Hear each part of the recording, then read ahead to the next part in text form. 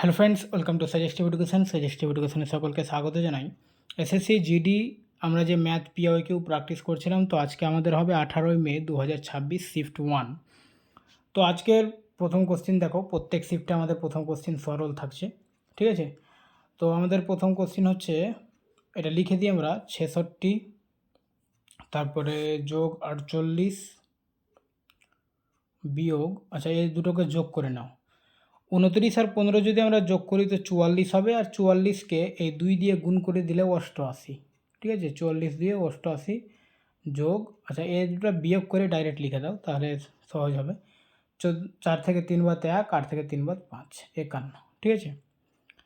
এবারে এটি ক্যালকুলেশন করে নাও। 66 আর 48 যদি আমরা যোগ করি তো 8 6 14, আর 4 6 10, 1 11, 114। 114 থেকে যদি আমরা 88টা বাদ দিই তো 14 থেকে 8 বাদ 6, আর 10 থেকে 8 বাদ 2, ঠিক আছে। আর 26 আর 51 আমাদের যোগ করতে হবে। 6 কে 7, 5 2 7, 77 হচ্ছে অ্যান্সার। আবার একটা সরল রয়েছে, তো চলো করো। কী আছে? 89 বিয়োগ 42 যোগ 31, 1 31, এটা গুণ আছে তো গুণ করে নাও, যোগ 18 আর 2, এটা গুণ হবে, এর যুগ রয়েছে যেহেতু, তো 18 দিয়ে 36 যোগ, এটা বিয়োগ করে ডাইরেক্ট লিখে দাও। 27 থেকে 19 বাদ দিলে কত হবে? 8, ঠিক আছে। এবার এটা কি আছে বিয়োগ করে না, 9 থেকে 2 বার 7, 8 থেকে 4 বার 4। এবার এখানে সবটা যোগ আছে, বিয়োগ নেই, তো যোগ করো। 7 1 8, 6 14, আর 8 হচ্ছে 22, 22-এর 2 হাতে থাকে 2, 4 আর 3 7, 3 10, 10 আর 2 12, 122। অপশন বি হচ্ছে অ্যান্সার। ওকে, আচ্ছা এখানে দেখো, আমি প্রথমে এটাকে লেখার চেষ্টা করি, ঠিক আছে। দেখো উপরে আছে 8, আচ্ছা 4.5কে আমরা মানে 4.5কে 9/2 লিখতে পারি, ঠিক আছে। 9/2 লিখতে পারি, 9/2 মানে হচ্ছে 4.5, ঠিক আছে। বা এটা কীভাবে আসছে, এটা আমি মুখে মুখে বলে দিলাম, এমনিতে কমন সেন্স আমরা বুঝতেই পারছি। এভাবেও করতে পারি, একটা দশমিকের জন্য নিচে 10 লিখব, তো এটাকে কাটলে কিন্তু 9/2 হবে, ঠিক আছে। এবার ওটার কিউব আছে, তো 9/2 যদি আমরা কিউব করি তাহলে কত হবে? 9-এর কিউব হচ্ছে 729, আর 2-এর কিউব হচ্ছে 8, তাহলে এখানে আমরা ডাইরেক্ট ওটাকে লিখে দেবো কিউব করে। কত হচ্ছে তাহলে? 729, আর নিচে হচ্ছে 8 বিয়োগ 1, ঠিক আছে। আর নিচে দেখো, এটাকে আমরা এইভাবে লিখতে পারি 10-এর স্কোয়ার, আর 9 মানে 3-এর স্কোয়ার, ঠিক আছে। বা এত ঝামেলা না করে 9 রেখে দাও, এটাকে 10-এর স্কোয়ার মানে 100। চলো নিচে আবার একবার সলভ করি। দেখো এই 8 আর এই 8 কিন্তু কেটে যাবে, ঠিক আছে। এবার 729 থাকলো, 729 থেকে 1 বাদ দিলে কত হবে তাহলে? 728। আর এখানে 10-এর স্কোয়ার মানে 100, 100 থেকে 9 বাদ দিলে 91। 91 দিয়ে যদি এটা কাটো, দেখো 8 একে 8, 8 9 72, মানে 8 দিয়ে কাটছে, তাহলে অপশন বি হচ্ছে অ্যান্সার। ওকে, আচ্ছা এখানে কি বলছে যে √x সমান 100, আর এটা হচ্ছে √2025 আছে, তো 2025-এর বর্গমূল হচ্ছে 45, তো ডাইরেক্ট আমরা এখানে 45 লিখে দিচ্ছি, ঠিক আছে। আচ্ছা এটা যদি আমরা কাটি তাহলে হবে এটা 5 20 100, আর এটা হবে 5 9 45, মানে এটা কাটলে 5 দিয়ে 20 আর 9 হচ্ছে, ঠিক আছে। তার মানে √x সমান হচ্ছে 20/9। এবার এটাকে যদি আমরা দুই দিকে বর্গ করে দিই, স্কোয়ার করে দিই, তাহলে এটা কত হবে? এক্স, এটা যদি স্কোয়ার করে দিই, আর 20/9 এটাকেও যদি আমরা স্কোয়ার করে দিলাম, দুদিকে স্কোয়ার করতে হবে কিন্তু সমান ব্যালেন্স করার জন্য দুদিকে স্কোয়ার করে দিলাম। এবার এখানে দেখো রুট আর স্কোয়ারটা কেটে যাবে, তাহলে এক্সট্রা থেকে যাবে, আর এটা তাহলে কি হবে? 20-এর স্কোয়ার 400, আর 9-এর স্কোয়ার তাহলে কত হবে? 81, ঠিক আছে। তাহলে 400/81, এক্সের মান বেরিয়ে হয়ে গেল 400/81, অপশন বি। ওকে, আচ্ছা এখানে দেখো প্রথমে এইটুকু আগে করি, ঠিক আছে, তারপরে ওটা বসাবো যোগ দিয়ে। এটা যদি আমরা মান বের করি তো নিচে কোনো সময় আমরা রুট রাখতে পারবো না, ঠিক আছে। তো নিচে রুট রাখা মানে রুটটা উঠানোর জন্য আমাদের কি করতে হবে, উপর নিচে একই জিনিস দিয়ে গুণ করে দিব। তো নিচে রুট উঠানোর জন্য আমাদের এটার অপোজিট দিয়ে গুণ করলে উঠবে, ঠিক আছে। √6 প্লাস √2 এটা দিয়ে গুণ করো, তো নিচে এটা দিয়ে করলাম, তো উপরেও এটা দিয়ে আমাদের করতে হবে, ঠিক আছে। √6 প্লাস √2, ঠিক আছে। এবার তাহলে নিচে কি হয়ে যাবে, উপরে তো 1 দিয়ে গুণ মানে ওটাই থেকে যাবে √6 প্লাস √2, আর নিচে কী হবে দেখো, এই একটা a minus B A plus B, তার মানে এটা এ স্কোয়ার মাইনাস বি স্কোয়ারের সূত্রতে চলে আসছে। স্কোয়ার মাইনাস বি স্কোয়ার মানে কি, আমরা জানি সূত্রটা এ প্লাস বি আর এ মাইনাস বি, এই সূত্রটা হয়, তাই তো। তো এই অনুযায়ী আমরা এখানে কি করব, এ প্লাস বি আর এ মাইনাস বি মানে হচ্ছে এ স্কোয়ার মাইনাস বি স্কোয়ার। তো এ স্কোয়ার মানে √6 স্কোয়ার, আর √6 স্কোয়ার মানে হচ্ছে √6ই হবে, সরি 6 হবে, রুটটা উঠে যাবে, স্কোয়ার আর রুট উঠে যাবে, ঠিক আছে। √6 স্কোয়ার আর একটা হচ্ছে কি √2 স্কোয়ার, এটার মান কি, এটার মান হয়েছে 6 আর এটার মান 2, এটাই তো আমরা এখানে ডাইরেক্ট বসাচ্ছি, ঠিক আছে। তাহলে এখানে -2, তার মানে এটার মান বেরিয়ে গেল উপরে √6 প্লাস √2 আর এটা 4, ঠিক আছে। এবার এইদিকে চলে আসো, এখানে এটুকুর মান বেরিয়ে গেল আমাদের এখানে, ঠিক আছে। এবার এটার সঙ্গে এটা লিখি কি, √6 প্লাস √2 প্লাস √6 প্লাস √2/4, এটা বেরোলো। এবার এটা আমরা ক্যালকুলেশন করব। ক্যালকুলেশন যদি আমরা করি তো নিচে কি আসবে, লসাগু 4 চলে আসবে, আর এটার সঙ্গে এটা কি হবে, গুণ হবে, তাই তো। গুণ হবে, তো আমি ডাইরেক্ট গুণ করতে পারবো না কারণ এগুলো রুট দিয়ে আছে, তো আমরা এখানে এইভাবে লিখে দেব √6 √2 প্লাস, আর এটা 4কে 4 দিয়ে ভাগ করলে 1 দিয়ে উপরেটাকে গুণ করলে ওটাই হয়ে যাবে √6 প্লাস √2, ঠিক আছে। ভগ্নাংশের যোগফল তো জানোই, ওইভাবেই করছি আমি। এবার এখানে দেখো নিচে 4 বসে গেল। এবার যখন রুটগুলো থাকবে, রুটগুলোকে আমরা এক্সের মতো ব্যবহার করতে পারি। এখানে ধরে নাও যদি √6 প্লাস √2 এটা এক্স একটা, তো যদি এটা এক্স হয় তাহলে এটা কি 4x প্লাস এক্স হয়ে যাচ্ছে, তার মানে 5x, ঠিক আছে। এর মানে এক্সের মতো এগুলোকে ব্যবহার করতে হবে, ঠিক আছে। তাহলে এটা কি হয়ে যাবে 5√6 প্লাস √2, ঠিক আছে। এখানে যদি বুঝতে অসুবিধা হয়, দেখো এখানে যে √6 প্লাস √2 আছে, এটাকে আমি বললাম এক্সের মতন আমাদের ভাবতে হবে, তাহলে অঙ্কটা আমরা বুঝতে পারবো, ঠিক আছে। ধরো নাও যে এখানে এক্স আছে, তার মানে 4x আর একটা এক্স, তাহলে 5x। তো এখানে 5x মানে কি ধরছি আমরা, √6 প্লাস √2, রুট যেগুলো থাকবে ওগুলো আমরা যোগ বিয়োগ করতে পারবো না সাধারণ সংখ্যার সঙ্গে, ঠিক আছে। তাই আমরা এইভাবে লিখলাম। এবার দেখো এটা অ্যান্সার আমরা কিন্তু পেয়ে গেছি 5/4 আর √6 প্লাস √2, ঠিক আছে। এটা অপশন এ হবে অ্যান্সার। আচ্ছা √6 প্লাস √2 আছে না, এখানে হয়তো অপশানে ভুল রয়েছে, এটা প্লাস হবে, ঠিক আছে, মাইনাস দিয়েছি, এটা ভুল হবে, অপশান এ অ্যান্সার হবে। ওকে, একটি বর্গক্ষেত্রের বাহু 10 সেমি, বর্গক্ষেত্রটির কর্ণের দৈর্ঘ্য কত। বর্গক্ষেত্রের কর্ণের দৈর্ঘ্যর সূত্র হচ্ছে a√2 মানে বাহু √2, তো বাহু 10 দেওয়া রয়েছে, তাহলে কর্ণ হবে 10√2, অপশান এ, ঠিক আছে। আচ্ছা এটা একটা 4 অঙ্কের সংখ্যা রয়েছে যেটা 3 দ্বারা বিভাজ্য, পি এর মান কত। তো 3 দ্বারা বিভাজ্য মানে সংখ্যাগুলোর যোগফল 3 দিয়ে ভাগ যাবে, ঠিক আছে। তার মানে এখানে কত হচ্ছে 9 আর 9 18 আর 5 হচ্ছে 23, তো 23 যোগ পি, মানে এখানে পি এর মান এমন একটা ধরতে হবে যাতে পুরোটা 3 দিয়ে ভাগ যায়, ঠিক আছে। তো আমরা পি এর মান যদি 3 ধরি তাহলে কি হবে 26, 26 3 দিয়ে ভাগ যাবে না, অপশন এ বাদ, হবে না। পি এর মান যদি আমরা 5 ধরি তাহলে 23 আর 5 হবে 28, এটা 3 দিয়ে ভাগ যাবে না 28, এটাও হবে না। 7 ধরলে 23 আর 7 30, এটা 3 দিয়ে ভাগ যাবে, এটা হতে পারে। আর 9টাও দেখে নিই, 23 আর 9 হবে 32, তার মানে এটাও যাবে না, ঠিক আছে। তাহলে অপশান সি হচ্ছে অ্যান্সার, 7 হবে অ্যান্সার, ঠিক আছে। একটি আয়তক্ষেত্রের দৈর্ঘ্য 9 সেমি, আয়তক্ষেত্রটি কর্ণের দৈর্ঘ্য 15 সেমি, আয়তক্ষেত্রের দৈর্ঘ্য প্রস্থের অনুপাত কত। দেখো এটা আয়তক্ষেত্র, এটা হচ্ছে 15 সেমি। দেখো বর্গক্ষেত্রের কর্ণটা কিন্তু সহজ ছিল, a√2 ফটাফট করে দিলাম, কিন্তু আয়তক্ষেত্রের সঙ্গে এটা মিলবে না, ঠিক আছে। কর্ণ 15 আর দৈর্ঘ্য আছে এটা 9, তো আমাদের প্রস্থটা বের করতে হবে। ঠিক আছে, প্রস্থ কীভাবে বের করবো? দেখো, এটা যদি ত্রিভুজ ধরি, এটা 90 ডিগ্রি কোণ, তাহলে 9টা হচ্ছে লম্ব, এটা ভূমি।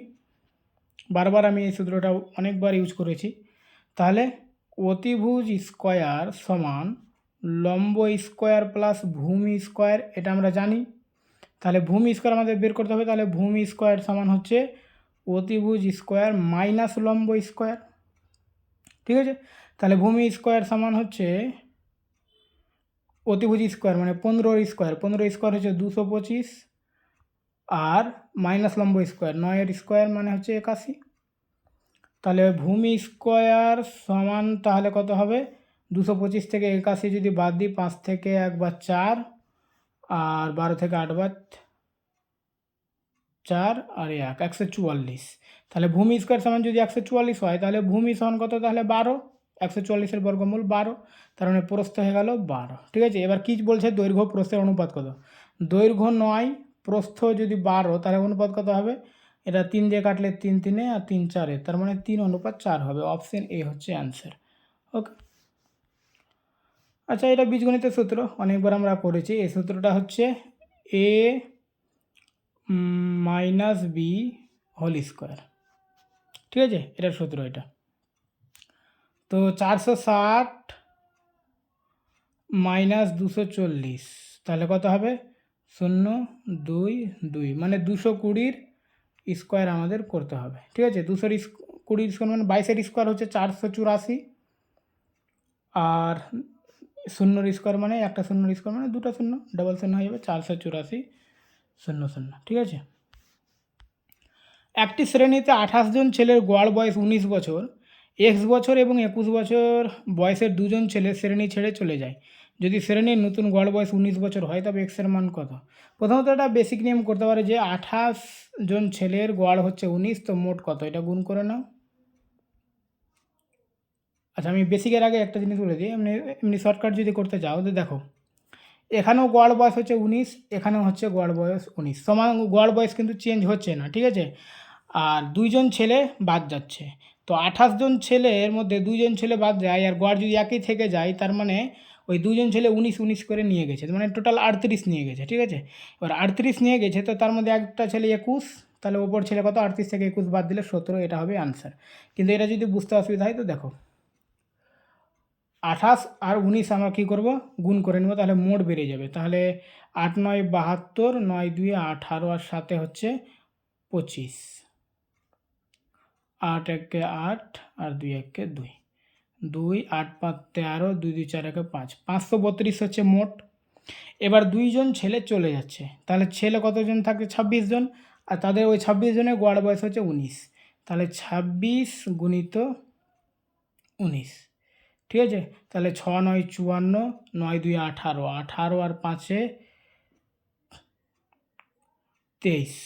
ঠিক আছে, আর এখানে হচ্ছে 26 থেকে 26, তো 4 6 3 9 4, তো 532 থেকে কত বাদ দিলে 494 হবে, বা 494টা বাদ দাও, তাহলে 12 থেকে 4 বাদ 8, আর এদিকে 12 থেকে 9 বাদ 3, 38।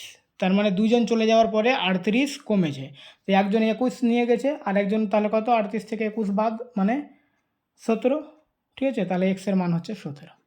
ঠিক আছে, কোন ক্ষুদ্রতম সংখ্যাটি 5 7 9 এবং 21 দ্বারা সম্পূর্ণরূপে বিভাজ্য? বেশি যদি বুদ্ধি লাগাতে না যাও, তো এটা লসাগু বের করে নাও, বাস হয়ে যাবে। 5 7 9 আর 21-এর লসাগু বের করো। 3 দিয়ে যাবে, 5 তো যাবে না, 7ও যাবে না, দুটো গেলেই হবে, 3 3 9 আর 3 7, আর 7 দিয়ে 5 1 3 1, চলো গুণ করে নাও। 3 7 21, 21 5 105, 105কে 3 দিয়ে গুণ করলে 315, অপশন এ হচ্ছে অ্যান্সার। ওকে, কোন বৃহত্তম সংখ্যাটি দ্বারা 38 50 74 এবং 98কে ভাগ করলে প্রতি ক্ষেত্রে একই ভাগশেষ থাকবে? এই ধরনের অঙ্কতে গসাগু বের করতে হয়। ঠিক আছে, তো গসাগু আমরা যখন বের করব, তো একটা জিনিস দেখো, গসাগু বের করতে গিয়ে ডিফারেন্সটা বের করলেই হবে। ঠিক আছে, ডিফারেন্স বের করলে গসাগু বের হয়ে যাবে, আর নাহলে গসাগু করতে পারে যেভাবে গসাগু তোমরা তো জানো কীভাবে করতে হয়। ডিফারেন্স দেখো, এটা 12, আর এটা ডিফারেন্স হচ্ছে 24, আর এটা কত? 8 থেকে 4 বার 4, 9 থেকে 7, 24। এই দুটোর দিকে দেখো, এটা 12, ঠিক আছে, তার মানে 12ই হবে অ্যান্সার। ওকে, অর্থাৎ এদের গসাগু 12ই হবে। আর একবার একটা অন্য দিকে দিয়ে দেখতে পারো যে প্রতি ক্ষেত্রে একই ভাগশেষ থাকছে কিনা। দেখো, 12 দিয়ে যদি ভাগ করো, এটা 3 বারং 36, এখানে 2 ভাগশেষ থাকবে। 4 12 48, এখানেও 2 থাকবে। 6 12 72, এখানেও 2 থাকছে। আর 8 12 96, এখানেও 2 থাকবে। তার মানে 12ই হবে অ্যান্সার। 12 দিয়ে এগুলোকে ভাগ করলে প্রত্যেক ক্ষেত্রে 2 ভাগশেষ থাকবে, মানে একই ভাগশেষ থাকবে। ওকে, একটি বস্তুর ক্রয় মূল্য এবং বিক্রয় মূল্যের পার্থক্য 385 টাকা। যদি লাভের হার হয় 7%, তবে বস্তুটির ক্রয় মূল্য কত? লাভের হার মানে কি? 100 টাকার জিনিস 160 টাকায় বিক্রি করবে, লাভ 160 টাকা করবে। তো এদের পার্থক্য কত? 7। তো পার্থক্য কত বলেছে? 385, তার মানে 7-এর মান হচ্ছে 385। তো আমাদের ক্রয় মূল্য চেয়েছে, ক্রয় মূল্য আমরা কত ধরেছি? 100, তো 100-এর মান কত? এটা লিখার অঙ্ক না, কিন্তু একটু কনসেপ্ট ক্লিয়ার থাকলে ফটাফট মুখে মুখে হয়ে যাবে। ঠিক আছে, চলো, 7-এর মান 385, তো 100-এর মান কত? তো এটা কীভাবে করবো আমরা? 385 গুণিত 100/7, মানে উল্টে যাবে এটা, তাই তো? 7 দিয়ে ভাগ করলে এটা হবে 5 7 35, 5 7 35, 5500। Option B. একটি সংখ্যার 60%-এর 70% হলো 420, এই সংখ্যাটি 10% কত? তো আমি ধরে নিলাম সংখ্যাটি এক্স, এর 60% গুণিত 70%। এটা ক্যালকুলেশন করলে কী হবে? বলছে 420 হবে। তাহলে এক্সের মান আগে বের করে নাও। তো এক্স সমান তাহলে 420 গুণিত 100/60 গুণিত 100/70, এগুলো উল্টে যাবে সমানের উপরে এসে। চলো, এটা যদি কাটি তো এটা হবে 7, 642, 0 মিনিটে কেটে যাবে, মানে 6 7-এ 420, তাই তো? 7 দিয়ে কাটে 7 10-এ 70, 10 দিয়ে একটা 0 কেটে দাও, তাহলে এখানে কত হয়ে যাচ্ছে? 1000। তাহলে সংখ্যাটি হচ্ছে 1000, কিন্তু সংখ্যাটি চাইনি, সংখ্যাটি 10% চেয়েছে। তো এর 10% আবার বের করে নাও। এর 10% যদি আমরা বের করি, তো একটা 0 কেটে গেল, 100। অপশন বি হচ্ছে অ্যান্সার। ওকে, একটি বস্তুর বিক্রয় মূল্য 2300 টাকা, যদি ক্ষতির পরিমাণ 200 টাকা হয়, তবে ক্ষতির শতকরা হার কত? তো আমাদের ক্রয় মূল্য বের করতে হবে। ক্ষতির পরিমাণ যেহেতু বলেছে, তো ক্রয় মূল্যের উপরে লাভ বা ক্ষতি হয়, তো ক্রয় মূল্য কত? বিক্রয় মূল্য যদি 2300 টাকা হয় আর ক্ষতি যদি 200 টাকা হয়, তো ক্রয় মূল্য কত হবে? অবশ্যই 2500 টাকা হবে। 2500 টাকা ক্রয় মূল্য হবে, তখনই তো 200 টাকা ক্ষতি করে বিক্রি করলে 2300 টাকায় বিক্রি হবে। বুঝতে পারছো তো? 2500 টাকা জিনিস কিনেছে, 200 টাকা ক্ষতি করলো, 2300 টাকায় বিক্রি করলো, তাহলে ক্রয় মূল্য কত? 2500 টাকা। এখান থেকে বুঝতে পারছো এটা ক্ষতি করেছে আর এটা বিক্রি করেছে, দুটো মিলিয়ে যদি যোগ করি ক্ষতি আর বিক্রিটা, তাহলে ক্রয় মূল্য হবে। সিম্পল ব্যাপার। তাহলে 2500 টাকা ক্রয় মূল্য, অর্থাৎ 2500 টাকাতে ক্ষতি হয়েছে 200 টাকা। তো আমাদের শতাংশ চেয়েছে শতকরা, তাহলে 100 টাকায় কত ক্ষতি হয়েছে? ঠিক আছে, চলো বের করো। 2 0 কেটে দাও, 25 4 25-এ 100, তাহলে এটা গুণ করলে 4 2 8, 8% ক্ষতি হয়েছে। ওকে, এক ব্যক্তি তার আয়ের 70% খরচ করেন, তার আয় 30% বৃদ্ধি পায় এবং তার সঞ্চয় 40% বৃদ্ধি পায়, তার খরচে শতকরা কত শতাংশ বৃদ্ধি হবে? দেখো, ভালোভাবে বুঝবে একটু। 100 টাকা, এখানে 3টে কলম বানাও, আয়, খরচ আর সঞ্চয়। 100 টাকা আয় বা ইনকাম করতো, 70 টাকা খরচ করতো। আচ্ছা, 100 টাকা ইনকাম করলে 70 টাকা খরচ করলে সঞ্চয় কত টাকা হবে? কত টাকা তার বেঁচে থাকবে? তাহলে 30 টাকা বেঁচে থাকবে। ঠিক আছে, এটা প্রথম শর্ত, এটা হয়ে গেল। এবার বলছে যে ওতে তার আয় 30% বৃদ্ধি পাচ্ছে, তার মানে 100 টাকা আয় ছিল, ওই আয়টা এখন 30 টাকা বেড়ে যাচ্ছে। 30% মানে 100-তে 30 বাড়ছে, 130 হয়ে যাচ্ছে। আর সঞ্চয়টা 40% বৃদ্ধি পাচ্ছে, তো সঞ্চয়ের সঙ্গে 40 যোগ করবো না, এর 40% বলেছে। ঠিক আছে, মানে 100-র 30% মানে 30 টাকাই হয়, তাই এখানে 130 ডাইরেক্ট যোগ করে দিলাম। কিন্তু 30-এর 40% আমাদের বের করতে হবে। তো 30-এর 40% যদি আমরা বের করি, তাহলে কত হবে? 0 কাটলে 12, তার মানে 12 টাকা বৃদ্ধি হবে। তাহলে 12 টাকা যদি বৃদ্ধি হয়, তার মানে এটা হচ্ছে 42 টাকা। তার সঞ্চয় এখন 42 টাকা। তো এখন কি বলছে যে সে 130 টাকা আয় করছে, 42 টাকা খরচ সঞ্চয় করছে, তাহলে খরচ কত? 130 থেকে 42 বাদ দাও, 10 থেকে 2 বাদ 8, আর থেকে 4/8 88 টাকা সে খরচ করছে এখন, ঠিক আছে। কিন্তু বলছে তার শতকরা খরচ কত বৃদ্ধি পেয়েছে। আগে খরচ করতো 70 টাকা, এখন খরচ করছে 88 টাকা। তাহলে ক টাকা বৃদ্ধি পেয়েছে? 18 টাকা বৃদ্ধি পেয়েছে। কিন্তু 18 তো আমাদের উত্তর হবে না, বলছে শতাংশতে কত বৃদ্ধি পেয়েছে। তার মানে 70 টাকা ছিল, বৃদ্ধি পেয়েছে 18 টাকা। তো 100 টাকায় কত বৃদ্ধি পেয়েছে? পার্সেন্টেজ বের করলে আমাদের 100 দিয়ে গুণ করতে হবে। চলো 0 0 কেটে দাও, আর কাটাকাটি যাবে না, অর্থাৎ 180। 18 আর 10 গুণ করলে 180। 180কে 7 দিয়ে আমাদের ভাগ করতে হবে। চলো এদিকে বাম দিকে চলে আসি, এদিকে আমরা এটা ভাগটা করে নিই, ঠিক আছে। 7 দিয়ে যদি ভাগ করি তো 7 25 কত? 150, ঠিক আছে। না না না, 7 25 150 না, 175। ডাইরেক্ট করে নিলাম 25 দিয়ে, নামছে 5। তার মানে 25টা অ্যান্সার হবে না, 25 দিয়েই হবে, এটা হবে অপশন বি, ঠিক আছে। কারণ 5 অবশিষ্ট থাকছে, তো দেখো হয়ে যাচ্ছে। দশমিক নিয়ে এখানে একটা 0, 7 7 49 হবে, ঠিক আছে। তো এটাই অ্যান্সার হবে অপশন বি, 25.71 হবে। ওকে। এ বি এর তুলনায় 6 গুণ বেশি দক্ষ। দেখো এ বি এর তুলনায় 6 গুণ বেশি দক্ষ মানে কি?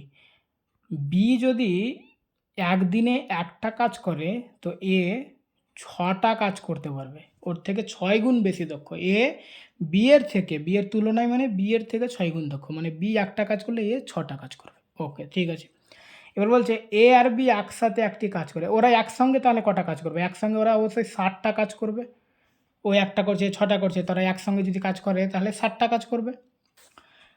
এবারে ওরা একসঙ্গে 18 দিন কাজ করেছে।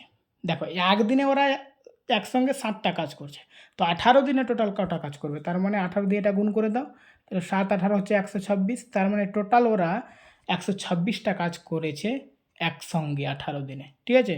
এবার বলছে বি একা ওই কাজটি কত দিনে করবে? কোন কাজটি? যে কাজটি ওরা একসঙ্গে 18 দিনে করছে, মানে 126টা কাজ। তো 126টা কাজ বি কত দিনে করবে? বি একদিনে তো মাত্র একটা কাজ করছে, তো ওরা দুজন মিলে যে কাজটা করেছে 126টা কাজ করেছে। বিকে যদি ওই একটাই মানে ওই একই কাজ অর্থাৎ 126টা কাজ করতে দেওয়া হয়, তো ওই 126 দিন লাগাবে, কারণ ওই আদি একদিনে একটা কাজ করতে পারছে। তো অপশন এ হচ্ছে অ্যান্সার। ওকে। 50 জন পুরুষ প্রতিদিন 6 ঘন্টা কাজ করে 30 দিনে একটি দেওয়াল তৈরি করতে পারেন। আচ্ছা, এটা আমরা কিন্তু বেশ কয়েকটা অঙ্ক এর আগে শিফটগুলোতে করেছি, ছক বানিয়ে পুরুষ জন ঘন্টা এভাবে। আজকে একটু নতুন নিয়ম করবো, একদম ইজি নিয়ম কিন্তু, ঠিক আছে। এটা ভালো লাগবে তোমাদের। দেখো কী করবে, যে এগুলোকে গুণ দিয়ে একদিকে লিখে দাও। 50 জন পুরুষ 6 ঘন্টা 30 দিন, ওটা থেকে কিন্তু এটা বেশি ইজি, ঠিক আছে। আর এটা 4 ঘন্টা 45 দিন, কতজন পুরুষ? তো ধরে নাও এক্স জন পুরুষ, এখান থেকে এক্সের মান বের করবে। তো প্রথমে সমানের উপর আমরা কাটতে পারবো, এটা কাটলেই কিন্তু অ্যান্সার হয়ে যাবে, বা এভাবেও করতে পারো, এক্স সমান 50 গুণিত 6 গুণিত 30, আর এক্সের সঙ্গে যেটা গুণ হয়েছিল ওটা নিচে বসবে, ঠিক আছে।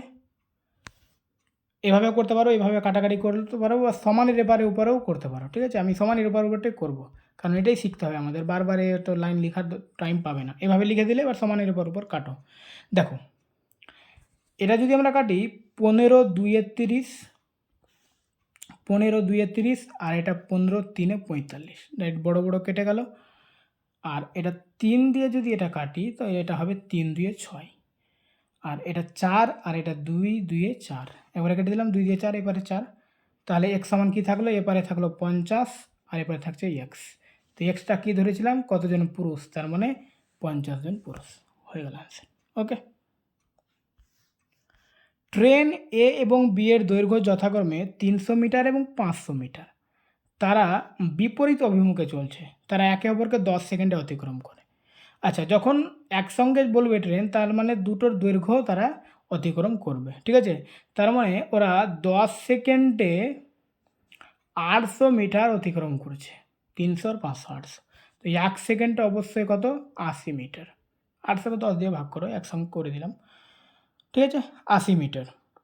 তার মানে দুটো ট্রেনের একসঙ্গে গতিবেগ কত? 80 মিটার পার সেকেন্ড, তাই তো।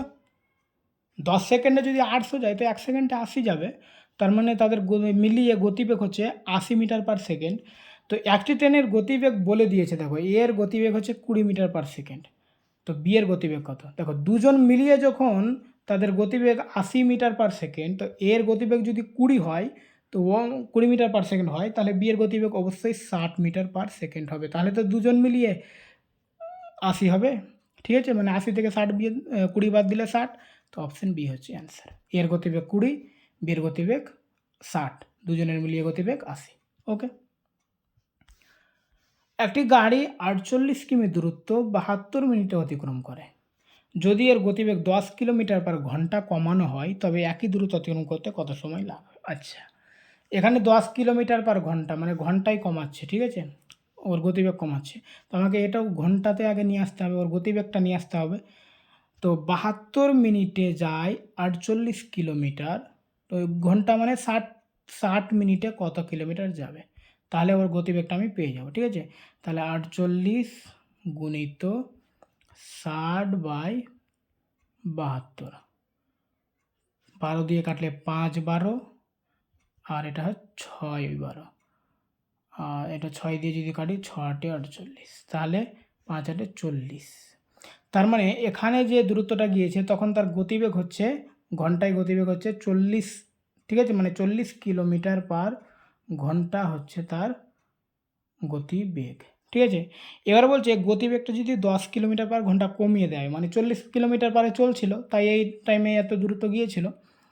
তো এখন যদি 30 কিলোমিটার পার চলে, মানে 10 কিলোমিটার যদি কমিয়ে দেওয়া হয়, তাহলে 30 কিলোমিটার পার ঘন্টা চলবে, ঠিক আছে? এর লেখাগুলো খারাপ হয়ে গেল বাংলা লেখাটি, ঠিক আছে? 30 কিলোমিটার পার ঘন্টা চলবে। তো দেখো ওই একই দূরত্ব এই গতিবেগে চলে, তো ওই একই দূরত্ব কত মিনিটে যাবে? তো এখানেও 30 কিলোমিটার পার ঘন্টা মানে কি 30 কিলোমিটার যাচ্ছে ওই 60 মিনিটে। গতিবেগ যখন কমিয়ে দিলাম, আগে কিন্তু 60 মিনিটে 40 কিলোমিটার যাচ্ছিল, তাহলে তো 72 মিনিট 48 কিলোমিটার যাচ্ছিল। তো এখন গতিবেগ কমিয়ে দেওয়ার পরে 30 কিলোমিটার যাচ্ছে 60 মিনিটে। তো ওই একই দূরত্ব মানে 48 কিলোমিটার দূরত্বটা ওকে কত মিনিট লাগবে? তো 48 মিটার দূরত্ব, কিলোমিটার দূরত্ব কত মিনিটে যাবে, ঠিক আছে? তাহলে এটা ক্যালকুলেশন করলে 60 গুণিত 48/30, 30 দিয়ে 60, 48 দিয়ে 96, option B. Okay, thank you.